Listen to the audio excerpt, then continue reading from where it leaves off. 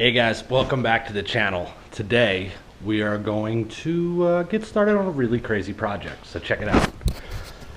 I've got all this right here. This is probably $1,000 worth of stuff. And right here is a big chunk of that. This is just some eBay piece of crap. Because for blow-off valves, it really doesn't matter. If it fails, it's not like it's going to blow your engine. You just don't want to leave it failed for like a long time because it will damage the turbo. But we've got a 45 millimeter Turbo Smart Gen 5 Hypergate 14 PSI. I've got a whole bunch of V-bands here. We've got a 2-inch here. This is 2.5. The back there we've got some 3-inch as well as some 2.25. This is all 3-inch here. That's all 2.25.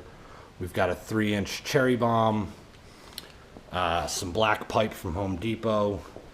I've got some aluminum Schedule 40 pie cuts here, as well as a little bit of a like compound, like with the way it's bent and cut, it's sort of a compound curve left over, because I am going to need to plumb this into the blower. I do have 2 more uncut of these coming. I ordered 4, but it turned out the seller was from China, and it's going to take way longer than I have for them to show up. So I had to order 2 more from someone very local. We've got our massive GT45 here, 700 horsepower beast of a turbo. Best Christmas present ever. So we are going to feed the blower with this. I've got this stock manifold here. And the first step is I'm going to sort of make a jig out of my table. We're going to chop this before it necks both cylinders down to 1.5 inches. Because the measurements on this, I checked it out. It's 1.5 inches here. The measurements at here and here are both 1.5 inches. And the cylinders are individually each 1.5 inches. So Subaru took 1.5 inches and necked it down to double 1.5 inches to quadruple 1.5 inches. And that's what your up pipe is. It's basically like a golf ball.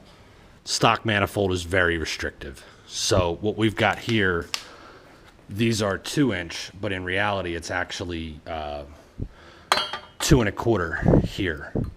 So if you take the threads out of that, which you should, if you're going to use this stuff, you definitely want to take like a rasp and port it out a bit, get rid of some of these like sharp edges in here and whatnot.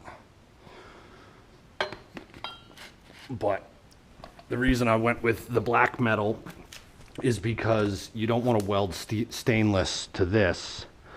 I didn't want to spend a ton on flanges, and I also, I mean, even if you buy like a $900 header, they generally crack within a couple of years.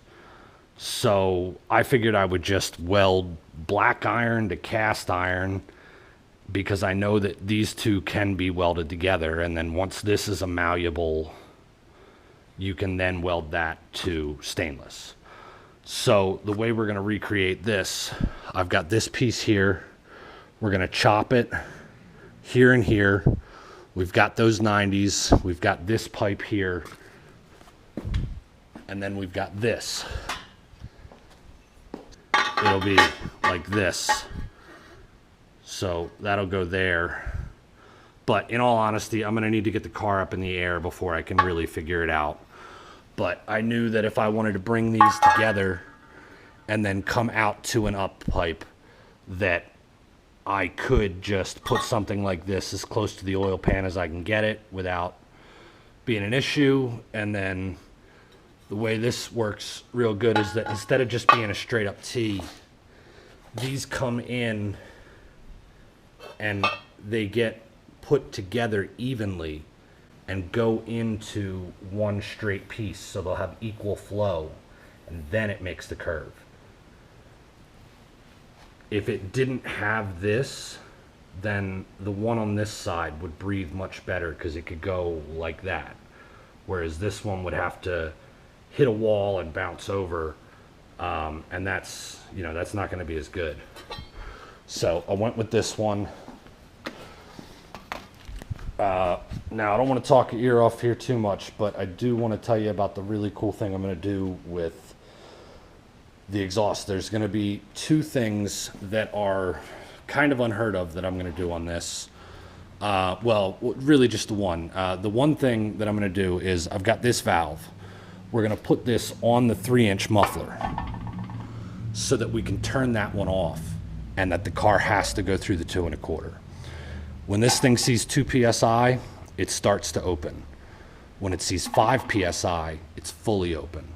So the car will be quiet unless I make boost. And if I make, you know, more than a tiny bit, because it's not going to take much to get 5 PSI out of this. It already, if you stab the throttle, you'll have like 8 instantly, even at a low RPM, and more like 10 or 11 at a higher. But on top of doing that with the 2 different size mufflers, we're going to run an external wastegate, but instead of doing a dump pipe or plumbing it back into the downpipe, I am going to run an entirely separate 2 1/4 exhaust right next to the 3-inch. That's going to come back to this 2 1/4, so that once the 3-inch opens, the wastegate gets its own dedicated muffler. Off boost, everything will go through this. Little bit of boost, and most of it will go through this and some of it through that. A lot of boost, most of it through this, but the entire wastegate will go through this muffler. So I will have a muffled dump tube. So that should be pretty interesting.